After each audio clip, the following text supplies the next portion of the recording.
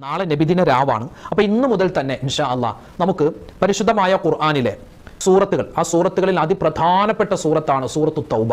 ഒരുപാട് ഇസ്ലാമിൻ്റെ മസലകളും അതുപോലെ തന്നെ ഒരുപാട് ശ്രദ്ധിക്കേണ്ട കാര്യങ്ങളൊക്കെ ചർച്ച ചെയ്യുന്നൊരു സൂറത്താണ് സൂറത്തു തൗബ.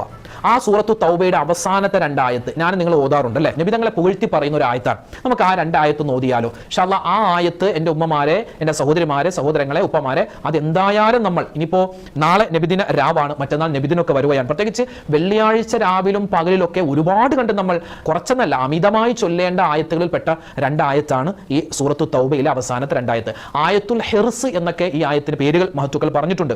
ഒരുപാട് ശ്രേഷ്ഠതയുണ്ട് ആ ആയത്തിന്. നമുക്ക് നോക്കിയാലോ. ആ ആയത്ത് ഓതുമ്പോൾ ബിസ്മി പറയേണ്ട ആവശ്യമില്ല, അഊദു ഓതിയിട്ട് നമുക്ക് ആയത്തിലേക്ക് കിടക്കാം. അഊദു ബില്ലാഹി മിനശ് ശൈത്വാനിർ റജീം. لقد جاءكم رسول من أنفسكم عزيز عليه ما عنتم حريص عليكم بالمؤمنين رؤوف رحيم فإن تولوا فقل حسبي الله لا إله إلا هو عليه توكلت وهو رب العرش العظيم. എന്താ ഇതിന്റെ ശ്രേഷ്ഠത എന്നറിയോ? അള്ളാഹുവിന്റെ അർശുമായിട്ട് ബന്ധമുള്ള ഒരു ആയത്താണെന്നാണ്. കാരണം നബി സല്ലല്ലാഹു അലൈഹി വസല്ലം തങ്ങളെ പുകഴ്ത്തി പറയുന്ന ആയത്താണ്. മാത്രമല്ല അള്ളാഹുവിന് മാത്രമുള്ള രണ്ട് വിശേഷണങ്ങളാണ്. ഒന്ന് റഊഫ്, രണ്ട് റഹീം. അള്ളാഹിന്റെ പേരുകളാണത്.